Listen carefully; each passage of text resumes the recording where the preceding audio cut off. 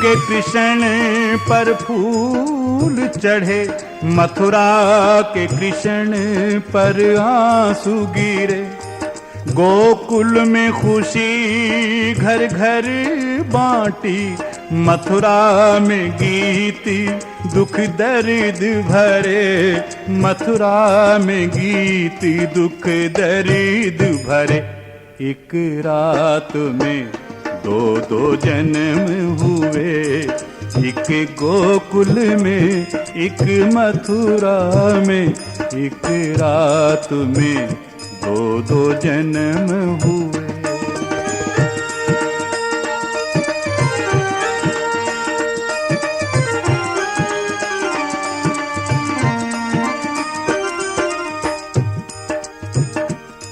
गोकुल का कृष्ण तो सबका है, मथुरा का कृष्ण बेगाना है।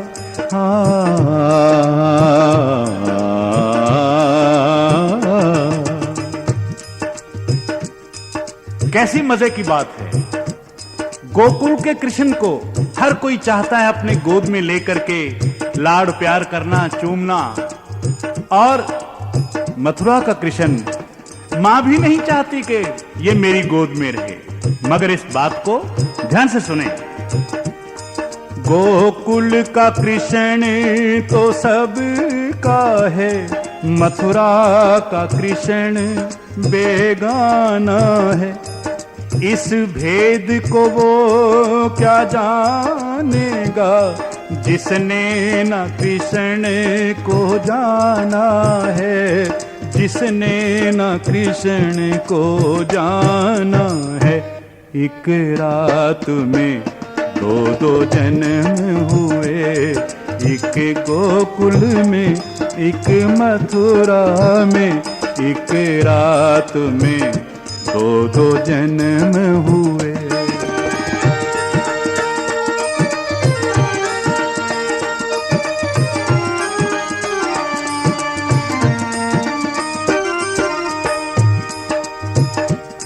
सोमनाथ कृष्ण मथुरा जन्मे, और माता पिता को कष्ट दिए।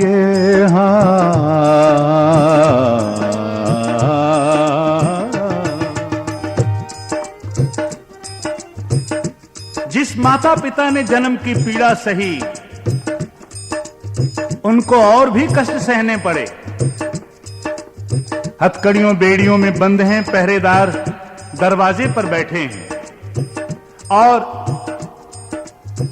6 बेटों की मौत का साया अंधेरे की तरह, गहन अंधेरे की तरह सामने है। और आज इस बेटे से भी कोई आशा नहीं बंधती दिखाई देती।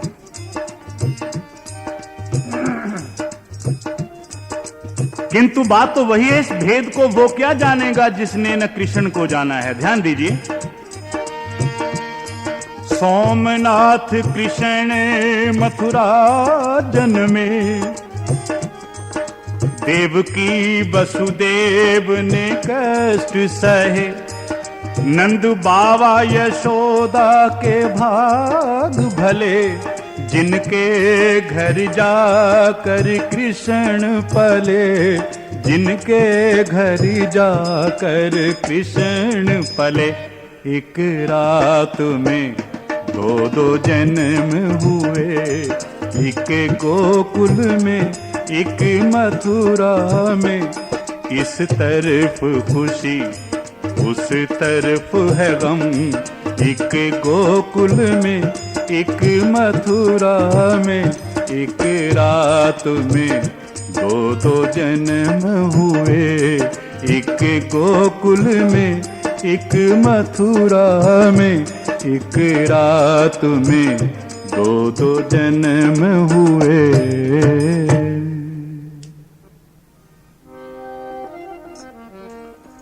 भाइयों, बुजुर्गों, माताओं, देवियों, जैसे अभी अभी पूज्य महाराज जी ने बताया था कि बलराम जी लखनलाल के ही अवतार हैं। फर्क सिर्फ इतना है कि उधर लक्ष्मण छोटे थे और बलदाऊ यहां बड़े और त्रेता के राम ही द्वापर के कृष्ण कन्हई घनश्याम श्याम सुंदर हैं।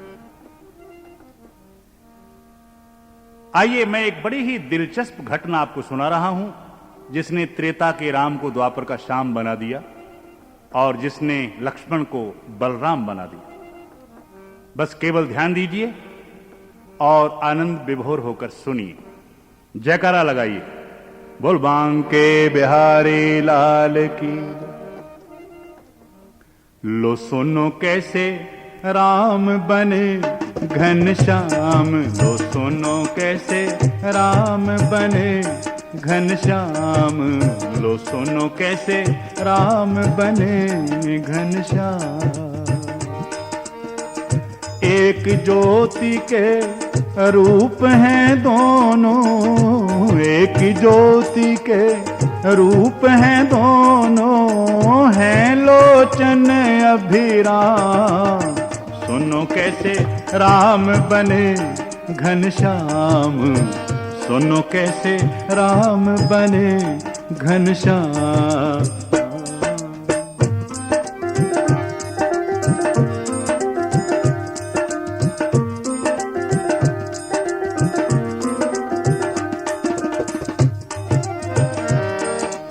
जन्मे राम कौशल्या के और कई दूध पिलावे। ये मैं अपनी तरफ से नहीं कह रहा हूं कि मां कई राम से बेहद प्यार करती थी। आप तुलसी का रामचरितमानस पढ़िए, वहां एक ही पंक्ति में ये भाव स्पष्ट झलक दिखाई पड़ता है। कई कहती हैं जो विधि जन्म देहि कर छोहु, हो ही राम सिय पूत पतो। बचपन की बात है, मां कौशल्या श्रृंगार करके नए नए आकर्षक मनमोहक कपड़े पहनाकर जब राम को गोद में लेती, आ बेटा दूध पी ले। लेकिन राम उठ के दौड़ जाते, कैकेयी के महल में पहुंच जाते और मां कैकेयी की गोद में लेटकर बड़े आनंद से दूध पीते। पेट भरकर फिर मां कौशल्या के पास पहुंचते, वो फिर गोद में लेके कहती बेटा दूध पी ले। नहीं, हर रोज ये चक्कर चलता। कौशल्या मां कहती बेटा जन्म तो मेरी कोख से लिया है और दूध कैकेयी का पीता है। और दूध पिलाते वक्त कैकेयी कहती बेटा दूध तो हर रोज मेरा पीता है, लेकिन जन्म कौशल्या के लिया है। कितना अच्छा होता तू मेरी कोख से पैदा होता। जन्मे राम कौशल्या के और कैकेयी दूध पिलावे, कौशल्या को ये ही चिंता दोनों समय सतावे। अंतर्यामी राम ने दोनों ही की इच्छा जानी, कौशल्या को द्वापर युग में किया यशोधा रानी। अंतर्यामी मर्यादा पुरुषोत्तम सूर्यवंशी राम ने दोनों माताओं के मन की इच्छा जानकर कहा मां तुम्हारे लिए एक जन्म और सही। कौशल्या मां तुम्हें शिकायत है कि तुमने दूध नहीं पिलाया, और कैकेयी मां तुम्हें शिकायत है कि मैंने तुम्हारी कोख से जन्म नहीं लिया। तो हुआ क्या, अंतर्यामी राम ने दोनों ही की इच्छा जानी, कौशल्या को द्वापर युग में किया यशोधा रानी। माता बन गई कैकेयी जिसका पड़ा देव की नाम, सुनो कैसे राम बने घनश्याम, लो सुनो कैसे राम बने घनश्याम, लो सुनो कैसे राम बने घनश्याम।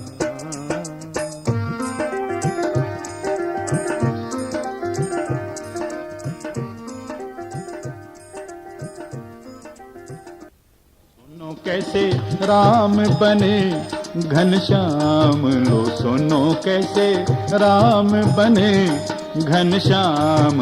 लो सुनो कैसे राम बने घनश्याम।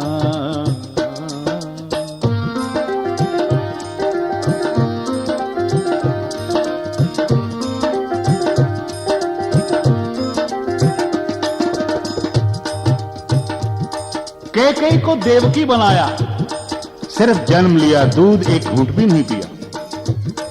और कौशल्या को यशोदा बनाया, इतना दूध पिया, इतना दूध पिया, दूध की नदियां बहा दी। दोस्तों को पिलाया, मटकियां फोड़ी, लाखों गौओं की पालना करके कितना दूध एकत्रित किया और कितना बहा दिया। आइए दूसरी घटना, राम को श्याम और लक्ष्मण को बलराम बनाने वाली। गोदावरी किनारे सिया राम लखन थे रहते। गोदावरी किनारे सिया राम लखन थे रहते। एक दिन मन घबराया लक्ष्मण का दुख सहते सहते। भाद्रपद का महीना है, हुम्मस भरी रात है, बहुत ही गर्मी पड़ रही थी और नींद नहीं आ रही थी। सरकार राघवेंद्र बोले, भैया लक्ष्मण तनिक नीचे गोदावरी के किनारे तो जाओ, ठंडे जल का करमंडलू भर के लाओ, भैया आज नींद नहीं पड़ती। आदेश मिला, पालन हुआ। लखनलाल करमंडल लेके चल तो पड़े। रास्ते में सोचते जा रहे हैं, देखो मैं हूं छोटा, मेरे राम है बड़े भराता। छोटे होते राम तो मैं भी बैठा हुक्म चलाता। लखनलाल सोच रहे हैं कि देखो आधी रात का वक्त है, नंगे पांव जा रहा हूं, कोई सांप बिच्छू लड़ जाए, कोई कांटा गड़ जाए, कोई पत्थर की ठोकर लगे और मैं गोदावरी के दरिया में जा गिरूं। लेकिन राम ने तो बिना ही सोचे आदेश दे दिया, क्योंकि मैं छोटा हूं ना। छोटा होना भी गुनाह है। घर में कोई मेहमान आ जाए, दरवाजा खटखटाए, जो सबसे छोटा बच्चा होता है आवाज उसी को पड़ती है, मोहन जाओ देखो कौन आया है। देखो मैं हूं छोटा, मेरे राम है बड़े भराता। छोटे होते राम तो मैं भी बैठा हुक्म चलाता। सोमनाथ बस इतने में ही लखन बने बलराम। सुनो कैसे राम बने घनश्याम। लो सुनो कैसे राम बने घनश्याम। सुनो कैसे राम बने घनश्याम बने घनश्याम बने घनश्याम।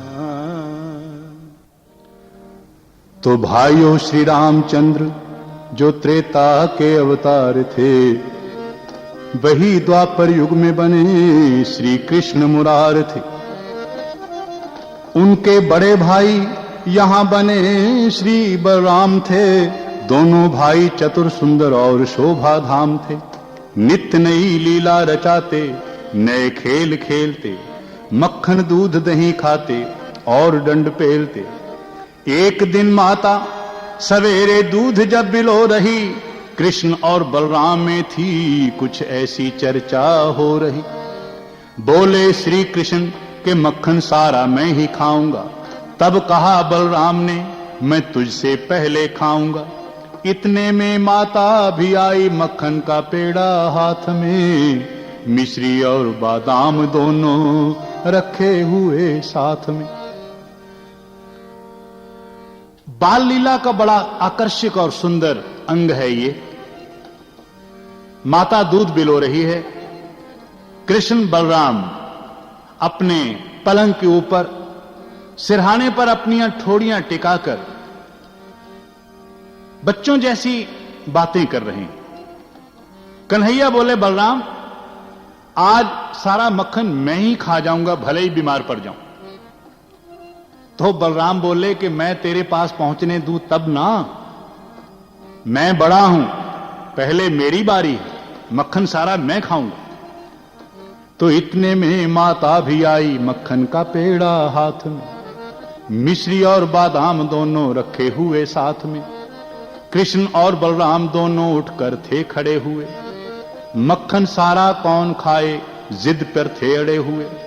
बलराम बोले मां तेरा हम दोनों ही से प्यार है, तू बता हम दोनों में से कौन सा हकदार है।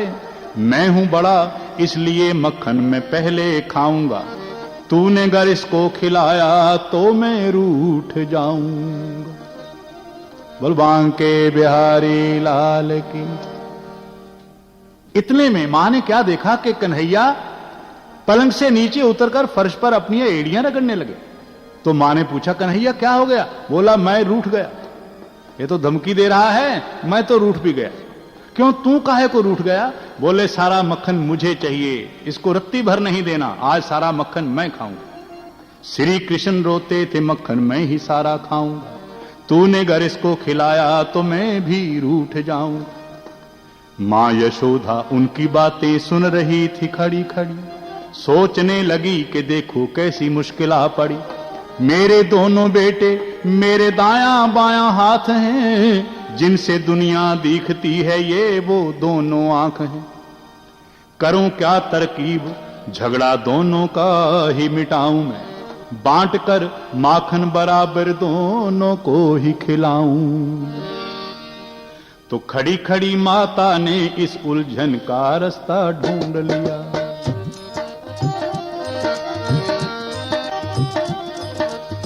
खड़ी खड़ी माता ने इस उलझन का रास्ता ढूंढ लिया। दोनों ही बलराम कृष्ण को पास बुला करके यूं कहा, एक बात कहती हूं बेटा उसकी तरफ ध्यान करो। तुम दोनों जमुना पर जाओ और जाकर स्नान करो। जमुना जी में नहाकर जो यहाँ पहले चलकर आएगा, आज वही मक्खन का पेड़ा दोनों में से खाएगा। आज वही मक्खन का पेड़ा दोनों में से खाएगा। श्री कृष्ण और बलराम बोले कि हमें मंजूर है, जमुना जी से नहा के लौटना क्या बड़ी दूर है। तो मां ने सोचा कि दोनों में जिद है, दोनों में शर्त लगी है, मैं बुरी क्यों बनूं। भक्त भगवान का भक्त जब उलझन में होता है ना तो भगवान रास्ता दिखाते हैं। अंदर से क्या रास्ता मिला कि मां दोनों को ये कह दे जमुना में नहाओ, दौड़ के जाओ, दौड़ के आओ, जो पहले आएगा मक्खन उसी का। दोनों भाई बोले हमें मंजूर, जमुना जी से नहा के लौटना क्या बड़ी दूर है।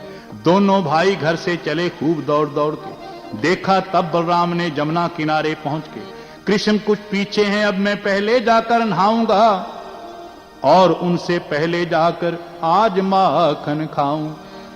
बलराम बड़े थे, लंबी लंबी टांगे, लंबी लंबी छलांगे, तो पहले जमुना तट पर पहुंच गए। कृष्ण कन्हैया अभी दूर थे। बलराम ने कपड़े उतारे तो डुबकी लगाने वाले ही थे। दूर से भगवान श्री कृष्ण ने बलराम को पुकारा, ओ बलदाऊ भैया मत कूदियो जमुना में, बड़े बड़े कछुआ हैं। वो कहता अब डरा रहा है मेरे को। मैं नहीं डरता कछुआ मछुआ से, मैं मक्खन जरूर खाऊं। दूर से श्री कृष्ण भाई को पुकारते रहे, पर श्री बलराम झट पानी के अंदर घुस गए। बस कन्हैया तो आवाजें देते रहे और बलदाऊ ने छलांग लगा दी, पानी के अंदर चला गया। पानी में डुबकी लगाए हुए हैं और सोच रहे हैं अभी कन्हैया किनारे पे भी नहीं पहुंचे होंगे, कपड़े भी नहीं उतारे होंगे, और मैं तो नहा भी लिया, अभी बाहर जाऊंगा और मैं कपड़े पहनूंगा भी नहीं, घर में ही चल के पहनूंगा। तो पहले ही से सोच रखा था मन में कृष्ण मुरारी, पहले ही से सोच रखा था मन में कृष्ण मुरारी ने। मौका आया झटपट लीला रच दी लीला धारी ने। दोनों में से कौन बड़ा, दोनों में से कौन बड़ा और छोटा कौन कहलाएगा। ले भैया बलराम आज ये फैसला हो ही जाएगा। ले भैया बलराम आज ये फैसला हो ही जाएगा। बलराम पानी के भीतर हैं और कन्हैया किनारे पे खड़े हुए हैं, लेकिन जैसे पहले ही सोच रखा था, पिछले जन्म की बात याद है ना कि मेरे को छोटा बन के तुझे बड़ा बनाना है। बलराम आज ये फैसला होगा कि तू बड़ा होते हुए भी छोटा है और मैं छोटा होते हुए भी बड़ा हूं। बोलो बांके बिहारी लाल की। तो पानी से बलराम ने सिर जब बाहर निकाला रे, हो पानी से बलराम ने सिर जब बाहर निकाला रे, लीला पुरुषोत्तम ने रचाया खेल निराला रे, लीला पुरुषोत्तम ने रचाया खेल निराला रे।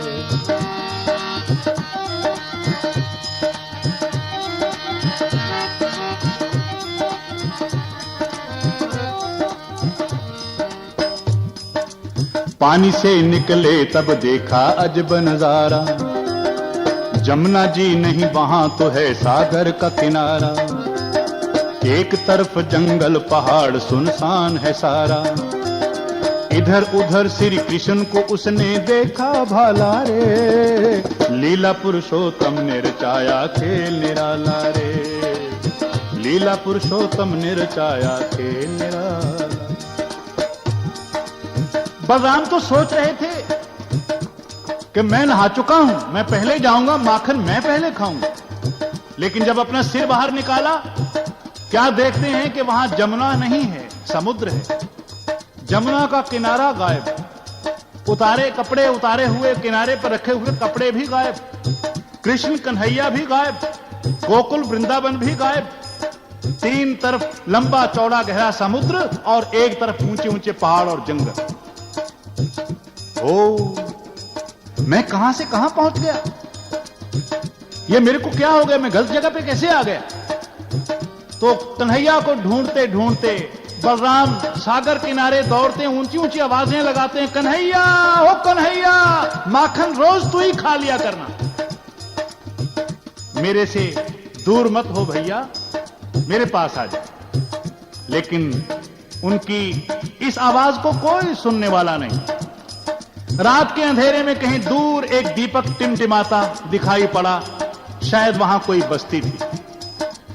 पानी से निकले तब देखा अजब नजारा, जमुना जी नहीं वहां तो है सागर का किनारा, एक तरफ जंगल पहाड़ सुनसान है सारा, इधर उधर श्री कृष्ण को उसने देखा भाला रे, लीला पुरुषोत्तम ने रचाया खेल निराला रे, लीला पुरुषोत्तम ने रचाया खेल निराला रे।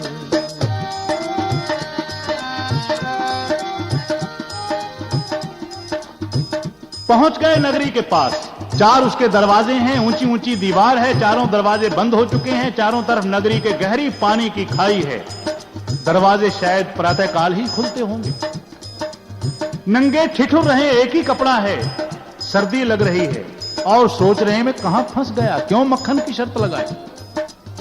जब पौ फट गई, दिन निकल आया, दरवाजा खुला, नगरी में से कुछ सैनिक बाहर निकले, उन्होंने बलराम जी को घेर लिया, चलो हमारे साथ। अरे कहां लिए जा रहे हो, राज दरबार में ले जाएंगे तुम्हें। क्यों लिए जाओगे, मंत्रिमंडल का निर्णय यही है, चलो हमारे साथ। कौन हो तुम? बलराम बोले तुमने हमें पहचाना नहीं, मैं कन्हैया का बड़ा भाई बलराम हूं। तो धीरे से एक ने कहा पागल है बेचारा। मैं पागल नहीं, पागल तुम हो। अरे अभी थोड़ी देर पहले कन्हैया से मेरी माखन खाने की शर्त लगी, फिर हम दोनों भाई जमुना तट पर पहुंचे, शर्त यह थी जो पहले नहाकर जाएगा माखन वही खाएगा। लेकिन एक बात मेरी समझ में नहीं आती कि मैं जमुना में कूदा था, समुद्र में कैसे निकल आया। तो सब खिलखिला के हंसे, बोले पागल होने में शक भी है क्या, कोई दरिया में कूद के समुद्र में निकलता है। चलो भाई जैसा भी है ले चलो।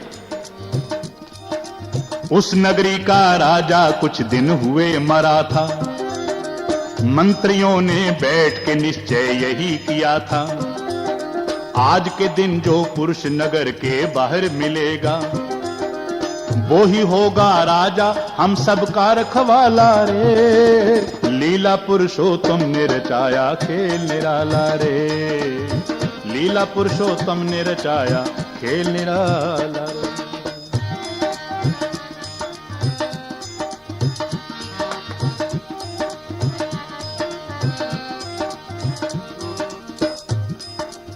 सैनिक पकड़ के ले गए मंत्रिमंडल के सामने।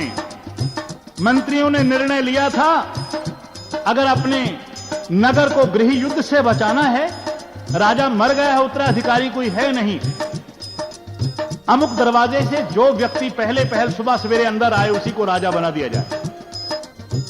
बलराम जी पकड़े गए, मंत्रिमंडल के निर्णय के अनुसार उनको राजा बनाने लगे। महलों में थी राजा की एक विधवा नारी, गहनों और कपड़ों से वो भी खूब संवारी। अब वो बन गई श्री बलराम की प्राण प्यारी, बच्चों का परिवार भी सब उनको संभाला रे। लीला पुरुषोत्तम ने रचाया खेल निराला रे, लीला पुरुषोत्तम ने रचाया खेल निराला रे।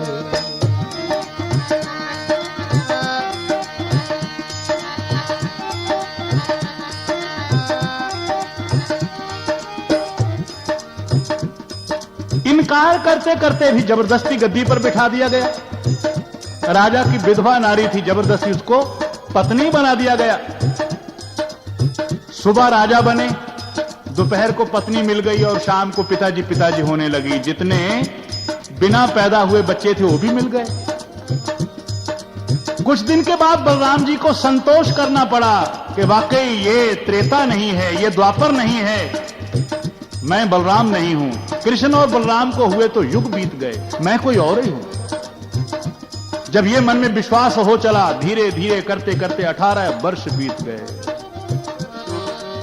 महलों में रहते यूं काफी उम्र गुजर गई। एक दिन आया उनकी प्राण प्यारी मर गई। सुखों का दामन जो था दुखों से भर गई। श्री बलराम भी रोए पी के गम का प्याला रे। लीला पुरुषोत्तम ने रचाया खेल निराला रे, लीला पुरुषोत्तम ने रचाया खेल निराला रे, लीला पुरुषोत्तम ने रचाया खेल निराला रे। बोल बांके बिहारी लाल की।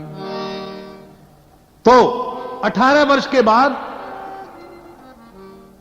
एक दिन उनकी प्राण प्यारी दम तोड़ गई। मंत्री, वजीर, अहलकार भी रोने लगे। शोक के चर्चे जगह जगह पर होने लगे। झंडे सर निगूं हुए, दीवारों दर थे गमजदा। सागर के तट पे बनाई एक चंदन की चिता। कफन में लपेट के रानी का शव लाया गया। रस्म के अनुसार उसे चिता पे लिटाया गया। चंदन की चिता बनी, रानी का मृतिक शरीर चिता के ऊपर रखा गया। 18 वर्ष बीत गए थे, प्रेम बढ़ गया था। आंसू तब बलराम की आंखों से बहने लगे। इकट्ठे होके मंत्री तब उनसे यूं कहने लगे, महाराज धीरज रखिए, रोने से कुछ ना बनेगा। देश भर के लिए अब दुखों का ताना तनेगा। होता वही है जो कुछ प्रभु को मंजूर है। पहले सुन लो आप इस देश का जो दस्तूर है। बाकी देशों में तो जब औरत का मरा पति हो, वहां पर ये रस्म होती है कि औरत सती हो। पर हमारे देश में घर किसी का जब उजड़ता है, औरत मरे तो पति को भी साथ ही मरना पड़ता हो। बलराम को बताया गया कि जलती हुई चिता में आपको साथ जलना होगा। तो बलराम कहने लगे कि ये रस्म और ये कस्में, ये सारे कायदे कानून तुमने शादी के वक्त क्यों नहीं बताए? वो कहने लगे, महाराज शादी के वक्त शादी की रस्में बताई जाती और मौत के वक्त मौत की रस्में बताई जाती। पर हमारे देश में घर किसी का जब उजड़ता है, औरत मरे तो पति को भी साथ मरना पड़ता है। प्रजा को तो आज से दिन रात रोना पड़ेगा, क्योंकि आपको जलती चिता में सता होना पड़ेगा। दूसरे देशों में तो पति मर जाए पत्नी को सती होना होता है, लेकिन हमारे देश में उल्टा रिवाज है। अगर पत्नी मर जाए तो पति को सता होना पड़ता है। तो आखिरी स्नान अब सागर में चलकर कीजिए और अपने प्यार का सबूत जल कर दीजिए। चिता को आग लगाने को सब मंत्रित हुए तैयार। श्री बलराम जी सोच रहे थे किस आफत में आन पड़े। पहले ये समझा देते फिर आज न यूं रोना पड़ता। घर में राजा ना बनता, क्यों आज सता होना पड़ता। अब बलराम जी फिर सोच रहे हैं कि जरूर दाल में कुछ काला काला है। मैं बलराम ही हूं, ये मेरी पत्नी है ही नहीं, ये मेरे बच्चे हैं ही नहीं, ये तो मर गई, भला मैं जिंदा इसके साथ क्यों जलूं? लेकिन कोई रास्ता नहीं था, चारों तरफ नंगी तलवारों के पहरे थे। तो बलराम जी ने मंत्रियों से कहा कि भैया अंतिम इच्छा तो पूरी करोगे ना मेरी? बोले हाँ महाराज, बोलो क्या अंतिम इच्छा है? कहते मेरे को सागर में स्नान करना है। बलराम सोच रहे थे कि मैं सागर में भूल के यहां आया था, अगर डुबकी लगाऊंगा तो शायद बचूंगा, नहीं तो डूब के मर जाना अच्छा है। जल के कौन मरेगा? आग में जलने से तो पानी में डूबना अच्छा। सोच के यूं बलराम उठे, सागर के किनारे जा पहुंचे, अपने कपड़े उतार दिए, झट पानी अंदर कूद पड़े। पानी में से उन्होंने सिर जब अपना बाहर निकाला था, हैरान हुए बलराम बहुत, वो ऐसा खेल निराला था। जमुना जी का तट है और श्री कृष्ण खड़े मुस्काते। जब बलराम जी ने पानी में टुबकी लगाई, सागर में कूद के पानी में टुबकी लगाई, सिर बाहर निकाला, तो क्या देखते हैं? जमुना का किनारा है और कन्हैया कपड़े पहन रहे हैं, कन्हैया ना चुके हैं।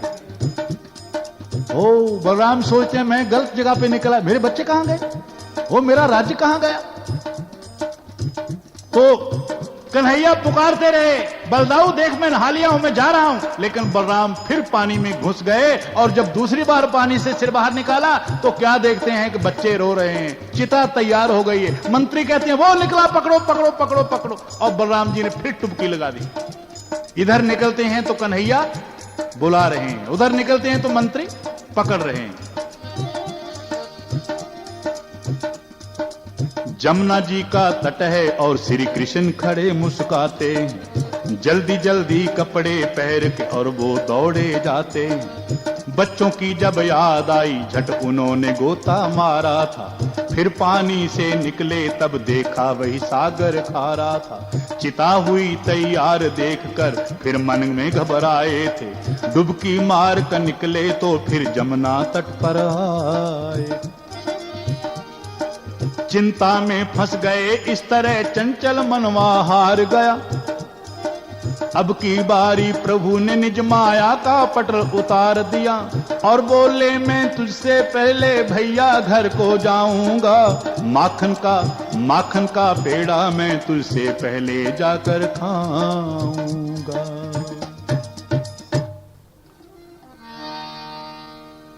तो चौथी बार जब जमुना तट पे निकले, बलराम जी को चैन नहीं पड़ रहा था। उधर जाते हैं तो बच्चे याद भी आ रहे हैं, लेकिन चिता से दिल भी घबराता है। इधर लौट के आते हैं तो बच्चे गायब हो जाते हैं। चौथी बार भगवान ने अपनी माया का पटल, माया का पर्दा उतार दिया। और बलराम जी को जब याद आया, ओहो 2 घड़ी में 18 वर्ष, यानी मेरे पानी के अंदर रहते रहते वो कैसी लीला गंवाई। मैं राजा बन गया, बच्चों का बाप बन गया, रानी मिल गई, 18 वर्ष वहां रहता भी रहा। ये सब इसी नटखट की लीला है। श्री बलराम ने सुना, वहीं पर अपने कपड़े छोड़ दिए। माखन की जब याद आई तो घर को सरपट दौड़ ली। इतने दौड़े श्री कृष्ण से पहले वो घर जा पहुंचे। इतने में माता ने देखा श्री कृष्ण भी आ पहुंचे। जब मक्खन की याद आई ना तो बलराम जी ने कपड़े भी छोड़ दिए, एक ही कपड़ा पहने, लंबी लंबी टांगे छलांगे भरते हुए घर पहुंच गए। मां ने क्या देखा कि दरवाजे के अंदर बलराम है और दरवाजे के बाहर श्री कृष्ण, बस केवल दरवाजे का अंतर बीच में। बलराम की एक टांग बाहर है तो कन्हैया की दूसरी टांग अंदर। तो बलराम कहते हैं मां देख, मैंने तेरी शर्त पूरी कर दी, मैं पहले जाकर नहाया हूं, पहले दौड़ के आया हूं। बोले तब बलराम के मां, मैं पहले जाकर नहाया हूं और देख ले श्री कृष्ण से पहले दौड़ के आया हूं। अब तो मां मक्खन का पेड़ा मैं ही पहले खाऊंगा। तो धीरे से श्री कृष्ण बोले कि मैं तेरा भेद बताऊंगा। ओ बलराम का माथा तो ठनक गया, मगर अपने आप को संभालते हुए कहें कौन सा भेद बता देगा तू? यही ना कि मैं तेरे से पहले गया, पहले नहाया, पहले लौट के आया। कन्हैया बोले देख ले, सोच ले, अभी मां मक्खन निकालने गई, मेरे को सब मालूम है, मैं बता दूंगा। मुझको देर ना होनी थी, मैं कब से नहा के आ जाता। तुम सोचो फिर तुम सोचो उस आफत से फिर तुमको कौन छुड़ा लाता। अब तो बलराम को यकीन हो गया कि इसको सब मालूम, लेकिन फिर अपने आप को संभालते हुए और ऊपर बनावटी रोब जमाते हुए कहने लगे, कौन सी मुसीबत में फंस गया मैं जो तू निकाल के लाया है। अब हार गया है तो हार मानने को तैयार नहीं। तो कन्हैया बोले, मां आ गई है, कान इधर कर, मैं तेरे कान में बताई देता हूं। मैं सब कुछ देख रहा था जब तुम पास चिता के रो रहे थे, अपनी सपनों की रानी की चिता में सता हो रहे थे। मैं ये बताऊंगा मां को कि मां ये शादी करके आया है और बिना मां के बच्चे इसके हैं और 18 वर्ष ये तेरे से दूर रहा है, मेरे को सब मालूम।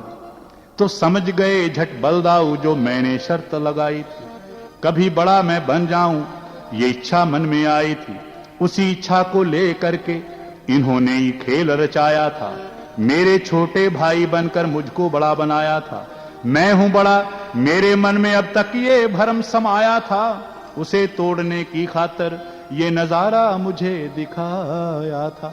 मां आ गई, बलराम रो रहे थे तो मां बोलती है, बेटा तू रोता क्यों है, ले शर्त तू जीत गया, माखन तेरा है, आज कन्हैया को बिल्कुल नहीं मिलेगा। लेकिन कन्हैया बोले, मां माखन मुझे दे दे। ये क्यों नहीं रोएगा, क्योंकि बेचारे की पत्नी। तो बलराम ने चोटी भरी और हाथ जोड़ के बोले, हाथ जोड़ बलराम बोले, मक्खन हर रोज ही खा लेना, है सोमनाथ की कसम तुम्हें माता को नहीं बतला देना।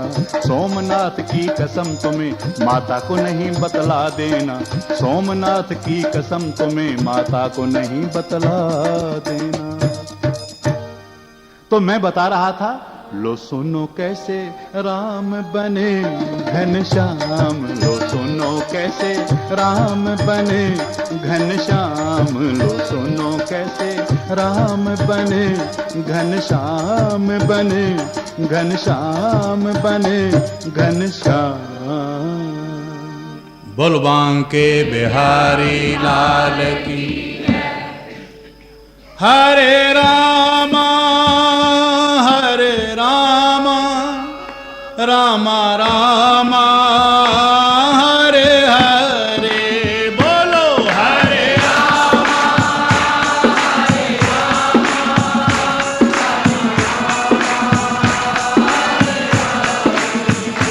हरे कृष्णा कृष्णा कृष्णा हरे हरे।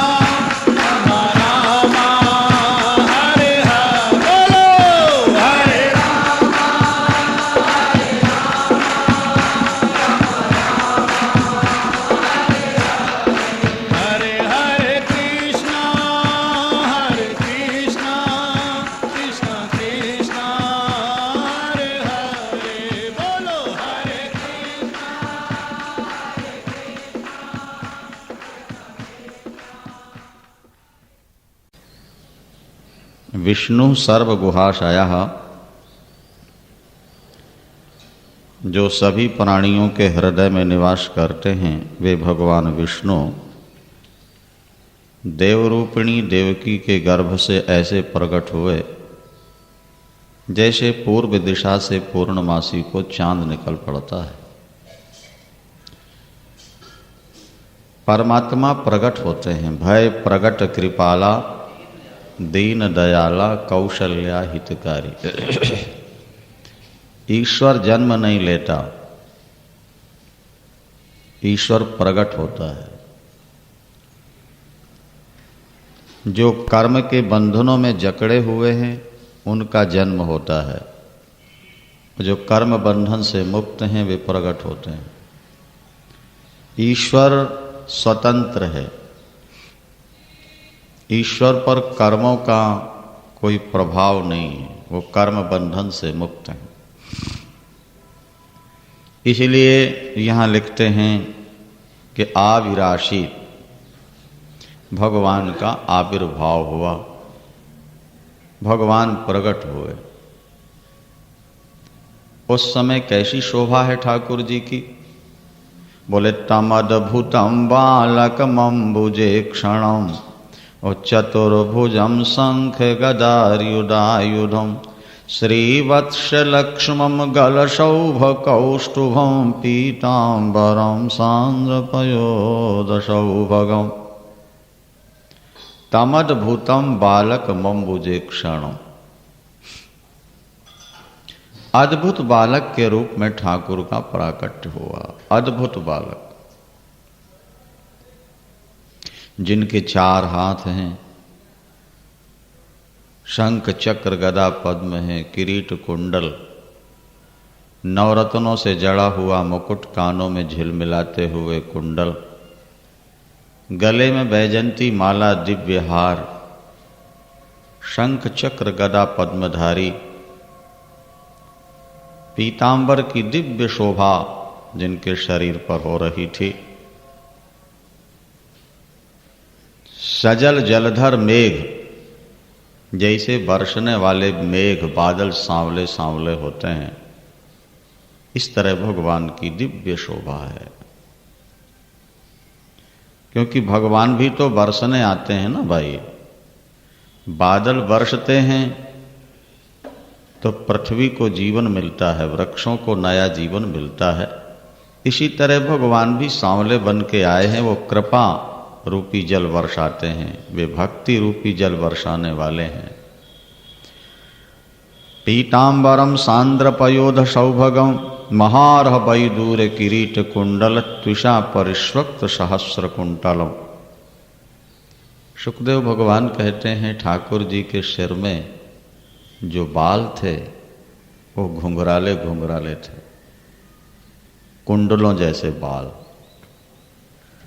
और जब कान के कुंडलों का प्रकाश उन पर पड़ता है तो वे सारे बाल कुंडलों जैसे लगने लगते हैं। ऐसा लगता है जैसे सिर पर हजारों कुंडल रखे हुए हों। दिव्य शोभा है। बड़ी बड़ी कल्पनाएं की हैं कवियों ने, भक्तों ने। भगवान का मुख मानो चंद्र है और टेढ़े मेढ़े बाल माने सांप के छोटे छोटे बच्चे हैं, टेढ़े। और वे अमृत पीने के लिए, चंद्र से अमृत पीने के लिए चारों तरफ आकर के मुंह लगाए बैठे हैं चंद्र देवता में। मुख चंद्र है और बाल छोटे छोटे सर्प के बच्चे जैसे दिखते हैं। अथवा भगवान के सिर पर जो घुंघराले बाल हैं वो भ्रमर की तरह शोभित हो रहे हैं। भगवान का मुख कमल के समान है। जैसे एक कमल पर अनेक भ्रमर आकर बैठ के रसास्वादन कर रहे हों, इसी तरह ठाकुर के मुख कमल पर ये चारों तरफ भ्रमर आकर के बैठ गए हैं। ऐसी ऐसी बड़ी सुंदर कल्पनाएं संतों ने और भक्तों ने की है। भगवान के दिव्य सौंदर्य में यदि आपका मन टिक जाए तो आपका जीवन सफल हो जाए। कहते हैं मन सुंदरता का भूखा है, मन आनंद का भूखा है। मन में भूख है, वो अनंत आनंद चाहता है, वो अनंत सौंदर्य चाहता है। दुनिया में आज तक इसको अनंत सौंदर्य मिला ना अनंत आनंद मिला। काम का सौंदर्य थोड़ा सा मिला, इसलिए मन काम की ओर दौड़ गया। और कलयुग में तो काम विशेष रूप से प्रभावशाली है। शास्त्र कहते हैं कि यदि भगवान की सुंदरता में आपका मन टिक जाए तो कामदेव सदा के लिए पराजित हो जाए। काम की सुंदरता नगण्य है, किसी कीमत की नहीं ठाकुर की सुंदरता के सामने। लेकिन बस बात वही ध्यान रखना है कि जब तक काम से मन नहीं हटेगा तब तक राम का सौंदर्य दिखाई नहीं देगा, तब तक श्याम सुंदर की सुंदरता मन में आएगी। भाई एक हटेगा तभी तो दूसरा दिखेगा। मान लीजिए आप दर्पण के सामने खड़े हैं, बैठे हैं, आप अपनी सुंदरता देख रहे हैं और बेटा बीच में आके खड़ा हो जाए तो फिर अपनी शक्ल नहीं दिखेगी, बेटे की दिखेगी। बेटे को सामने से हटा दोगे तो अपना स्वरूप अपने आप दिखने लगेगा दर्पण में। इसी तरह मन की स्थिति है, समझ लो। जब तक काम हमारे मन पर छाया हुआ है तब तक श्याम सुंदर की सुंदरता का पता नहीं लग रहा। जिस दिन मन से काम निकल गया बस उसी दिन श्याम सुंदर की मनोहारिणी छटा आपके मन में प्रकट हो जाएगी। वृंदावन। इसलिए गीता में भगवान ने घोषणा की, आदेश दिया, जहि शत्रु महाबाहो काम रूपम दुराशदम। हे पार्थ, इस काम को मार डालो। ये परमात्मा का आदेश है। जीवन में जो काम है उसको मार डालो। जहि शत्रु महाबाहो काम रूपम दुराशदम। सलाह नहीं देते कि ऐसा कर लो, ऐसा हो जाए तो अच्छी बात। एक होता है मित्र, वो देता है सलाह, और दूसरे होते हैं आपके नौकर सेवक जो करते हैं प्रार्थना, और तीसरे होते हैं माता पिता गुरु और ईश्वर जो देते हैं आदेश। क्या? एक प्रार्थना की जाती है, दूसरे सलाह दी जाती है, और तीसरे आदेश दिया जाता है। आप प्रार्थना मानो न मानो, किसी की सलाह मानो न मानो, लेकिन आदेश का पालन तो करना ही पड़ता है। भगवान प्रार्थना नहीं कर रहे, सलाह नहीं दे रहे, बल्कि आदेश देते, इस काम को मार डालो। रहने दो प्रभु, काम तो एक सुख का साधन है। व्यक्ति सारा दिन परेशान रहता है, कामों में उलझा रहता है। ये काम ही तो है जो थोड़ा सा सुख देकर व्यक्ति को थोड़ा शांति दिलाता है। थोड़े देर के लिए उसके मन में एक निश्चिंतता सी आती है। भगवान ने कहा नहीं अर्जुन, ये बहुत खतरनाक है। क्या खतरा है इससे? बोले धूमे ना ब्रियते बन्हिर यथा दर्शो मलेन चो यथोल्वे ना व्रतो गर्भश तथा तेने दमाव्रतम। जैसे धुएं से आग छुपी रहती है, घास में पुआल में आग लगाइए, धुआं ज्यादा निकलेगा। आग जल रही होगी लेकिन धुआं के कारण आग दिखाई नहीं देती। जैसे धुएं से आग छुप जाती है और धूली पड़ जाने से जैसे दर्पण में अपना प्रतिबिंब छुप जाता है, और जैसे झिल्ली में बच्चा छुपा रहता है या कपड़ा छुपा रहता है, इसी तरह काम में ज्ञान छुपा हुआ है, काम के अंदर ईश्वर छुपा हुआ है। ये भगवान धुआं नष्ट हो जाए तो आग स्पष्ट दिखने लगे, धूली साफ हो जाए तो प्रतिबिंब साफ दिखने लगे और झिल्ली हट जाए तो वस्त्र या बच्चा साफ दिखेगा। इसी तरह काम अंदर से निकला और राम का सौंदर्य, श्याम का सौंदर्य तुम्हारे अंदर प्रकट हो। इसको मारो, थोड़े दिन सेवन कर लेने दो प्रभु। भगवान ने कहा नहीं, इसका पेट कभी भरता ही नहीं। क्या? वृंदावन। काम इतना भयानक शत्रु है कि इसका पेट आज तक कोई भरे नहीं सका। और ये इतना भयानक शत्रु है कि मन को ईश्वर की ओर जाने नहीं देता। जैसे दो पार्टियों के नेता होते हैं ना, एक दूसरे के विरोधी, इसी तरह ये दो पार्टियां हैं। प्रकृति का सबसे बड़ा प्रमुख सैनिक, महारथी क्या है? काम। और दूसरी ओर आत्मलोक, चैतन्य लोक का सबसे प्रमुख सैनिक है श्याम, राम। एक ओर काम और दूसरी ओर राम। जो काम से पराजित हो गया वो राम से दूर हो गया। जिसने काम को जीत लिया उसने राम को प्राप्त कर लिया। भगवान की दिव्य सुंदरता है। एक बार वो सुंदरता मन में आ जाए। वसुदेव जी ने जब देखा ठाकुर को, उनकी आंखों से छरछर आंसू गिरने लगे। आहा, मेरे घर ठाकुर आ गए। इसके पहले भी 6 पुत्र हुए, लेकिन वो तो सामान्य स्थिति में होते थे, और ये तो चतुर्भुज रूप में मेरे सामने खड़े हुए हैं। ये नर नहीं है भाई, ये तो नर के रूप में नारायण आ गए मेरे घर। इस खुशी में वसुदेव जी की आंखों से आंसू टपटपाए, शरीर में रोमांच हुआ। अरे जो जगत पिता है वो मेरा पुत्र बन के आ गया।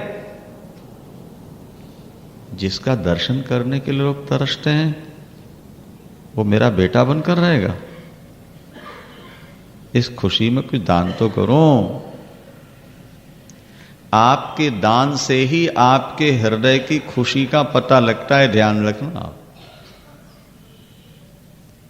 पैसा व्यक्ति को बहुत प्रिय है। व्यक्ति पैसा वहीं लुटा सकता है जहां पैसे से भी ज्यादा कोई प्यारा लगता हो। बोलो वृंदावन।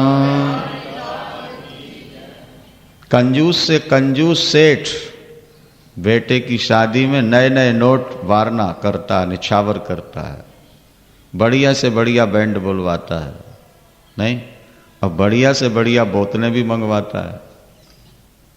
क्या समझे भैया? क्योंकि उसको पैसे से बेटा ज्यादा प्रिय है। पैसे की अपेक्षा बेटे की खुशी उसके दिल में ज्यादा है, तब वो पैसा देता है। शास्त्र कहते हैं जिस दिन तुमको बेटे की तरह, पत्नी की तरह भगवान प्यारे लगने लगेंगे, उस दिन तुम भगवान के नाम पर भी लुटा दोगे अपना जीवन, और जिस दिन तुम लुटा दोगे उसी दिन तुम परमात्मा को पालो। क्या समझ? वसुदेव जी ने भगवान के जन्म की खुशी में 10,000 गाय दान की, यद्यपि पास में फूटी कौड़ी भी नहीं। जेल में बंद है ना, हथकड़ियां बेड़ियां हैं, दान कहां से करते? लेकिन ये संकल्प किया कि जब कभी जेल से निकलूंगा, घर में जाकर के सबसे पहले ये गोदान करूंगा। आज कृष्ण के अवतार की खुशी। वसुदेव जी के हाथ जुड़ गए, सिर झुक गया। परम नटांगा कृतधि कृतांजलि, हाथ जोड़ लिए हैं और सिर झुक गया है भगवान के सामने। स्तुति करने लगे। कहते हैं ठाकुर जब 12 बजे प्रकट हुए तो स्वरोचिसा भारत सूतिका गृहम, यहां लिखा है कि 12 बजे रात्रि में उस अंधकार कोठली में जहां अपना हाथ अपने को नहीं दिखता था, इतना प्रकाश हो गया, सुई में धागा आराम से डाला जा सकता है। ऐसा लगता था जैसे सूर्य चांद उस कोठरी के अंदर ही प्रकट हो गए। देखो भगवान स्वयं कहते हैं गीता में, यदादित्य गतम तेजो जगत भाषयते खिलम यच्चंद्रमसि यच्चागनो तत्तेजो विद्धि मामको। गीता पढ़ो थोड़ा। गीता का ज्ञान आपके हृदय के अज्ञान को नष्ट करते। भगवान कृष्ण कहते हैं सूर्य में जो तेज है, चंद्र में जो शीतलता है और अग्नि में जो दाहकता जलाने की शक्ति है वो मेरी है।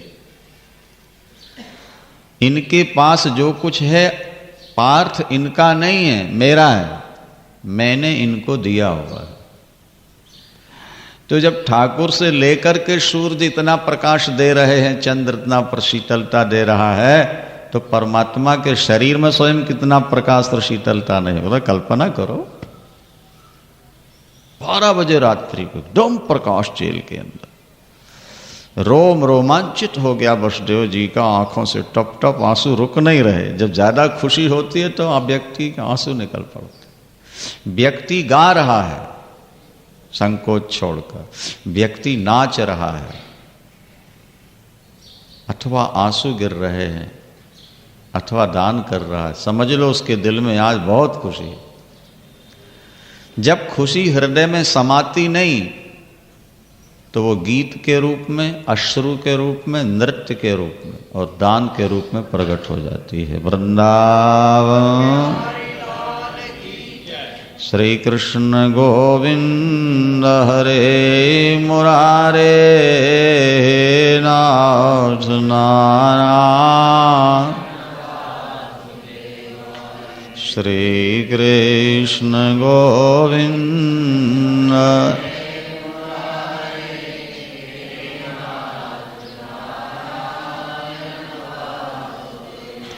श्री कृष्ण गोविंद हरे मुरारे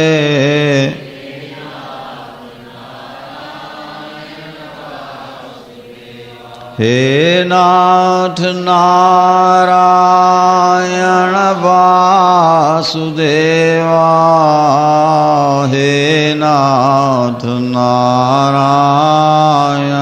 वासुदेवा।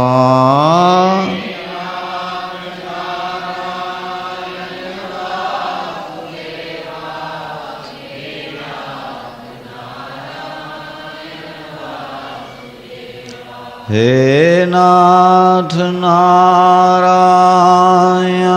वासुदेवा, हे नाथ नारायण वासुदेवा।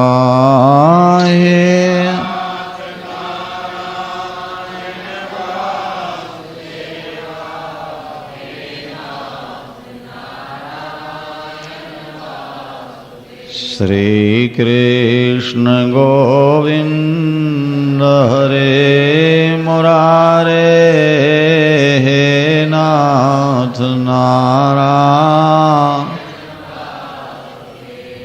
श्री कृष्ण